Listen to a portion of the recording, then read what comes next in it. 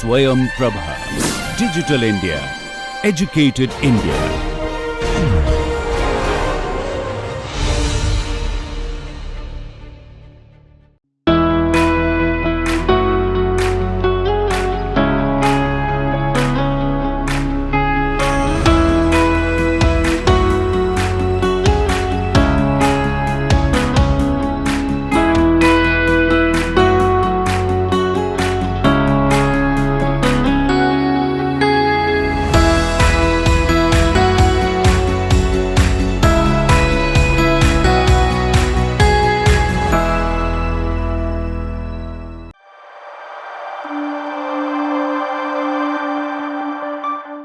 We will soon talk about solving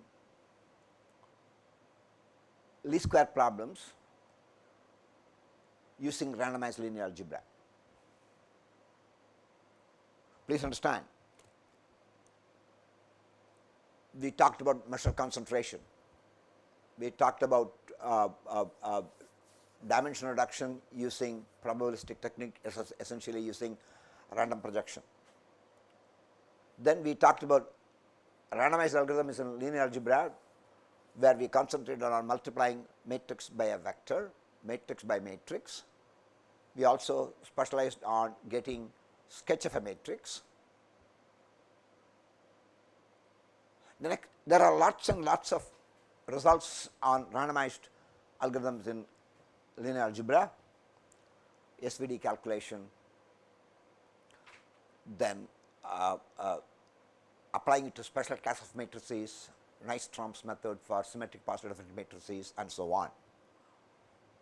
Please understand, this is a large course. Randomization is only a part of the course. So, we will not be able to cover everything in detail. The literature on randomized algorithms is so huge now, it is worth a course by itself. So, the next topic I am going to be considering is, how do I use randomized ideas from randomized linear algebra to be able to solve linear least square problems. As a preparation for that, I am going to introduce a concept of a result from matrix theory, which is called Hadamard transform. Hadamard transform. So, it is a side result which we need. So, I am going to now define what a Hadamard transform is. HT is for Hadamard transform. It is also known by other names. It is known as Walsh-Hadamard transform, Walsh-Rademacher transform, Walsh transform, Walsh Fourier transform. This is intimately related to the Fourier transform, especially the discrete Fourier series, fast Fourier transforms. So, the Hadamard transform is intrinsically related to a matrix that can be utilized to realize the equivalent of Fourier series in real domain. Fourier series for fast Fourier transform. So, if I have a real vector, if I convert it into Fourier components in discrete space, in discrete Fourier transform, the Fourier transform of a real vector is a complex vector. The inverse Fourier transform of a complex vector will become the original real vector. So, I can go from time signal to frequency signal and back to time signal. So, Fourier transforms are invertible. Here, I would like to keep everything in the real domain. A class of matrices that helps you to accomplish this is called the Hadamard transform. So, Hadamard transform has a very nice collection of properties. It is orthogonal as a matrix. It is a linear transformation. So, every linear transformation is realized as a matrix. So, it is a linear operation. It is a symmetric involutive. We will talk about what is involutive in a minute. And it works on real numbers. It works on real numbers. and it is used to be able to achieve a couple of things which we will see as we go by. So, first, how do I represent the Hadamard transform? A matrix representation of Hadamard transform is subscripted by Hm. Let Hm be a 2 to the power of m times 2 to the power of m real matrix. This matrix is defined recursively. Please understand, its sizes are 2 to the power of m times 2 to the power of m. Hf0 is 1, that is a boundary condition. There are two versions of it, one is the normalized version, another is the unnormalized version. The normalized version H1 is equal to 1 over square root of 2 H0 H0 H0 minus H1 minus H0. So, H0 being 1, you see that H1 is 1 1 1 minus 1. You can really see as a matrix, it is a symmetric matrix. The two columns are orthogonal. If I consider this matrix without the multiplying factor 1 over square root of 2, it is called Hadamard transform. If I multiply it by 1 over square root of 2, it is called normalized Hadamard transform. So, you can work with unnormalized or normalized. So, in general, Hm is 1 over square root of 2 times Hm minus 1, Hm minus 1, Hm minus 1 minus Hm minus 1. This matrix is a symmetric matrix. 1 over square root of 2 is a normalizing constant. So, you can see the matrix is defined recursively. The matrix of size 1 is 1, matrix of size 2, matrix of size 4, matrix of size 8. So, matrices of size 2 to the power of m, where m is an integer. The rows of Hm are also called Walsh functions. It is often used in signal processing. So, Hm matrices, the Hadamard matrix of order m are real matrices. Here are some examples. H0, H1, H2 is a 4 by 4 matrix. You can really see it is very nicely partitioned and is symmetric. Now, Hadamard had done lots of fundamental work in matrix theory. Now, we already know the standard matrix multiplication is the inner product based multiplication, the row of the first matrix to the columns of the second matrix. Hadamard introduced his own product called Hadamard product. He introduced the notion of Hadamard transform, Hadamard product, and the Hadamard product is defined as follows. If A is a matrix, B is a matrix, Hadamard product of A and B is you multiply every element of A by the matrix B. So, A times B, wherever there is a times B, wherever there is a B, B times B, C times B, D times B. Verify the Hadamard product again satisfies this recursive relation, which is H1 cross Hm minus 1. This I am sorry, the H2, this is H2, H2 times Hm minus 1, H1, and that is given by that matrix. So, Hadamard product Hm can be defined by the Hadamard matrix Hm can be defined by the Hadamard product of H1 with Hm minus 1. So, that is again a recursive relation. There are equivalent ways of defining Hadamard transform.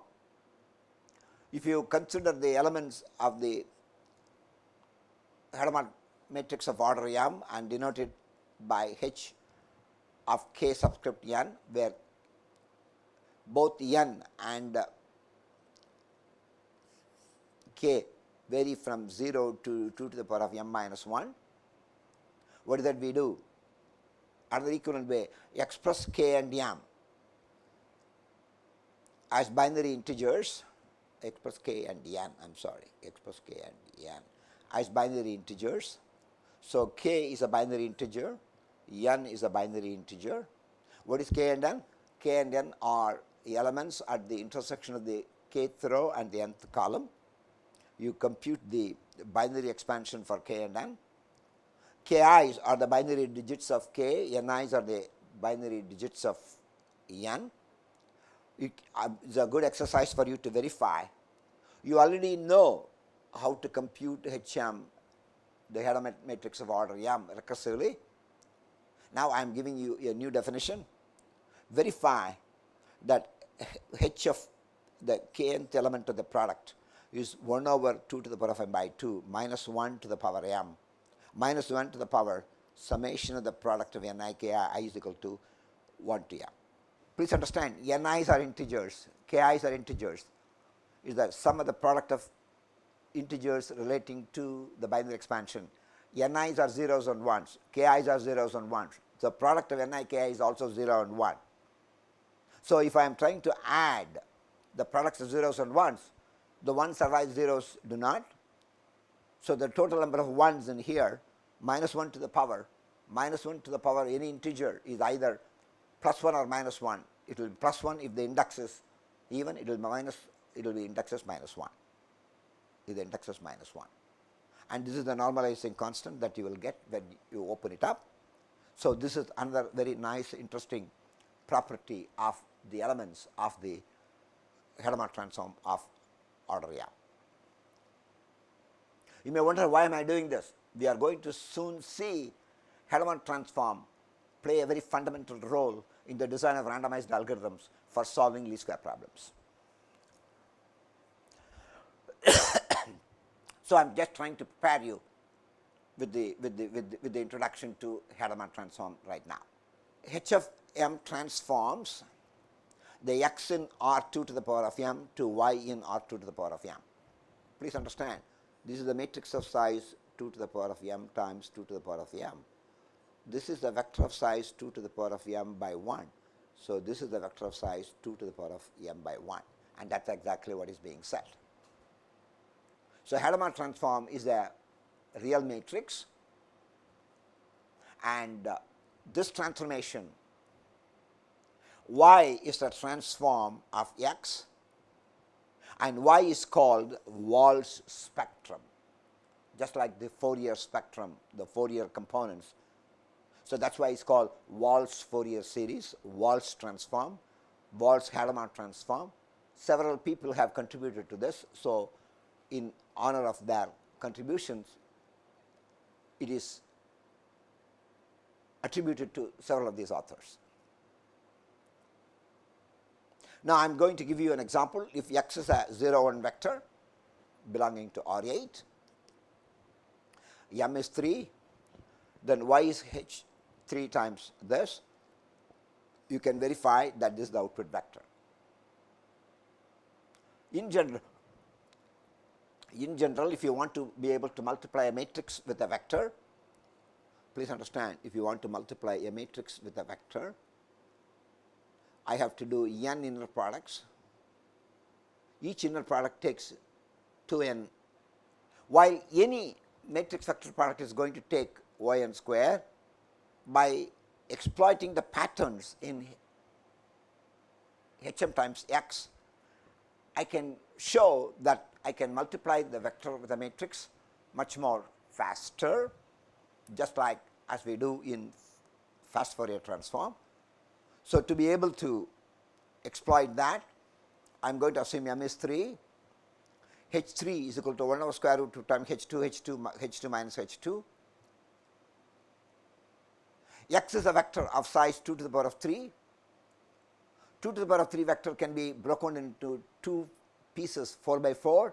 So this is the top 4, this is the bottom 4. So xt is the top half and xb is the bottom half of x. So h3 is partitioned, x is going to be partitioned, and the partitions are compatible partitions. So if I want to be able to multiply h3 versus x, h3 times x is equal to 1 over square root of times h2x2, h2xb, h2xt minus h2xb. You can readily see that I can do that. So that's a very nice pattern. So you can compute the larger product by computing product of smaller partition matrices. I can now apply the same thing to h2xt and to h2xb and to h2xt and h2xb, and that becomes H2 can be expressed as 1 over square root of 2 H1 minus 1. This is x of t can be now the top half of x of t, the bottom half of x of t. X of b can be the top half of x of b, bottom half of x of b.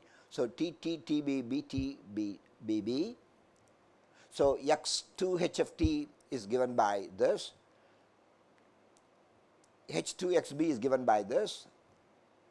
Therefore, x2 xb recursively can be computed like this, and H2 xb can be also be computed like that. Now, I would like to be able to continue the pattern. H1 xtt. So xtt can be talked about xttt ttb. So 1 over square root of times this times that, 1 over square root of times this times that. So I can compute H1 xtt, H1 xtb, and so on. So H1 xbb is given by this. You can see all the 4 components. Now I can assemble the whole thing. If I assemble the whole thing, I get a flow diagram which is graphically represented by this. This is the input node. I am trying to assume a given vector x 0, 1, 1, 0, 0, 1, 1, 0. I have already computed by the standard matrix notation HMX the row column multiplication. I get 4, 2, 0, 2, 0, 2, 0, 2. Now I am going to show I can get the same result by this recursive multiplication.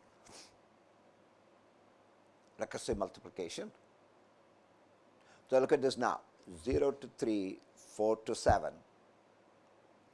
0 to 3 and 4 to 7, that is given by, let us go back to the diagram, the first set of diagrams. Look at this now.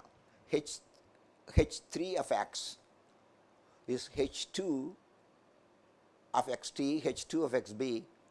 So if I can compute H2 of xt and H2 of xb, I can combine the two, and the diagram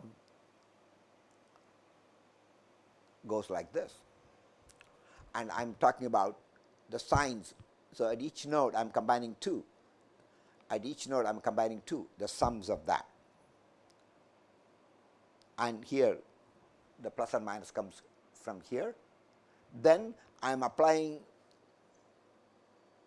H3, H2, H2, then applying H1, H1, H1, H1. So one H3 is made up of 2 H2s, which is then made up of 4 H1s. So that's a very nice, beautiful flow diagram. If you look at the number of stages, this is 1, this is 2, this is 3. 3 stages is equal to log of 2 to the power of 3, which is equal to log of 8. So the number of stages is equivalent to log of m. M is, log of 2 to the power of m. M is 3. So these are the output node, these are the input node, these are the outputs of stage 1, 2 and 3. I hope the diagram is self-evident for you. And in each stage, I am going to perform n operations. Each operation is of the type addition, subtraction. Therefore, the total complexity is essentially n log n, where n is equal to 2 to the power of m. Where n is equal to 2 to the power of m. So, in the classical method of computing matrix vector HMX is going to be taking n square. Here, I am going to be talking about, so this is going to be equal to O of n log n, where n is equal to 2 to the power of m. So what does this tell you? If I am going to multiply a vector by a Hadamard transform matrix, I reduce the complexity from n square to n log n. So that's fast. So that's one of the advantages of using Hadamard transformation. And now I am going to talk about some of the properties of Hadamard matrix. Hadamard matrix is an orthogonal matrix. You should all remember orthogonal matrices are those where the transpose is the inverse. So, if I multiply H1 with H1 transpose, I get identity. And H1 is an orthogonal matrix, which has H1 transpose is H1 inverse. Now, the same thing can be verified for H2 transpose using the recursive relation. So, this is H2, this is H2 transpose. If you multiply and simplify, I do get identity. So, recursively verify HM transpose, HM is equal to HM transpose is equal to IN, where n is 2 to the power of m, where n is 2 to the power of m. That means for all m, Hadamard matrix is an orthogonal matrix. Being orthogonal is very simple because the transpose itself is the inverse. Then this is also called involutive operator. Please understand, every matrix operates on vectors. So, if I say y is equal to Hm of x, Hm operates on x to get y. This operator, in addition to orthogonal, in addition to symmetric, it has another basic property, it's called involutive operator. So, what is the definition of an involutive operator? A matrix T denoting a linear operator is said to be an involutive if T square is equal to identity. That means T is its own inverse, is a self inverse. T is its own inverse. So, T is its own inverse. T transpose is the inverse of, in this case, the Hadamard matrix has a property. So, if T is a Hadamard matrix, it has a number of interesting properties. So, T inverse is T involutive. For example, the reciprocal is an involutive operation. A 1 over A, 1 over 1 over A is A. The reciprocal of a reciprocal is the original object itself. Such operations are called involutive. I do not want you to confuse involutive with idempotent. Idempotent is A square is equal to A. Please understand how much of matrix theory we have learned along the way. Orthogonal projection matrix, oblique projection matrix, random projection matrix, involutive operators, idempotent matrices. So, what is the summary of that? Hadamard transform. Hadamard transform as matrices, the normalized Hadamard matrices are orthogonal matrices, they are involutive matrices, they are symmetric matrices. So, it simultaneously possesses all the properties, all the three of these properties. Now, I am going to give you some examples, some homework problems. T1 is equal to minus x, that is involutive. T2 is equal to 1 over x, that is involutive. T3 is equal to x by x by x minus 1, that is involutive. If B and C are constants such that BC is not equal to minus 1, you can show that T4 B minus x by 1 plus Cx is the involutive. T5 logarithm of e to the power of x plus 1 divided by e to the power of minus x by 1, that is involutive. In Euclidean geometry, reflection through a plane, for example, if I have this, if I have a point x y, if I reflect through this plane, what does this become? This becomes minus x y. That is reflection by the y axis. I can also do a reflection by x axis. So, what will be this? This will be x minus y, reflection by x axis, reflection by x axis, reflection by y axis, reflection through any plane. In fact, I can have a point, this is a plane, I can reflect it through here. So, reflections are involutive, that means the reflection of a reflection is the original object itself. And then reflection with respect to the origin. Reflection with respect to the origin. That's also an involution. So involution is a symmetric operation with respect to the line. Plot of involution is symmetric with respect to the line y is equal to x. So that's a homework. I would like you to be able to understand that these are important examples of involution operation. So HM is an involution. Since HM is symmetric and orthogonal, we also get HM square is equal to HM transpose, which is equal to identity.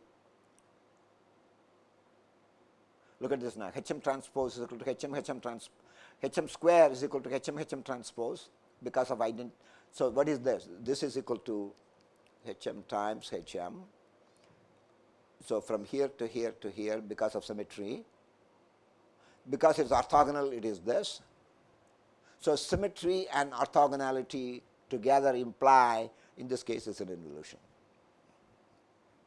Fast computation of y is equal to HMX, y is equal to HMX, and HMX is equal to HMY. Since x has only entries in the set plus or minus 1, there is no multiplication, but only addition and subtraction. Therefore, y is equal to HMX and x is equal to HMY can be computed requiring only O n log n operation, which are addition and subtraction. Look at this, there is no multiplication. That itself is a big thing. Secondly, instead of doing n square operations, I can do with n log n. So it's all a win-win situation in both cases. I would like to now give you a set of homework problems for you to be able to do. Plot the functions T1h to T5, D1x to T5x in slide 14 and their inverses. Comment on what you observe. Let x is equal to AB, y is equal to h1x. For what values of a and b do we get y is equal to x?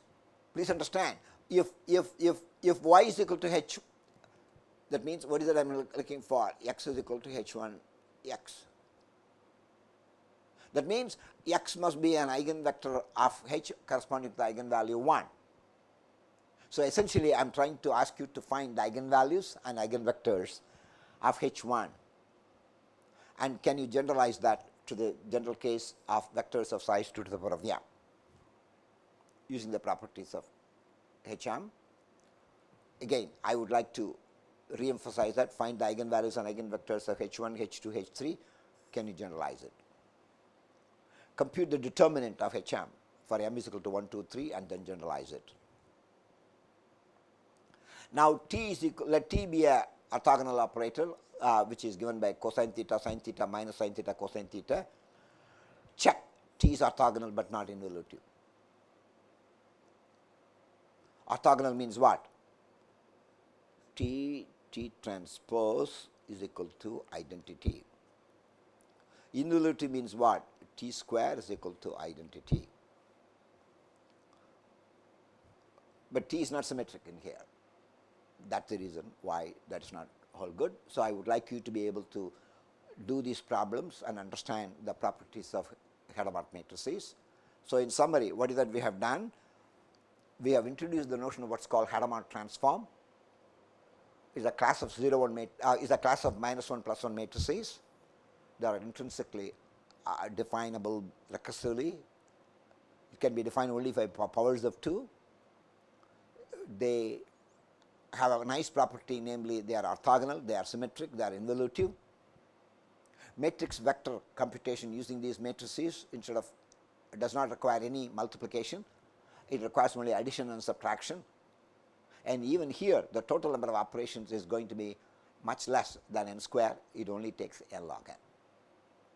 So with this, we have now a broad-based introduction to what is now called Hadamard transform. Now I am going to use this Hadamard transform in my solution to randomized least squares problem, and that's what we will do in the next slide, in the next module. Thank you.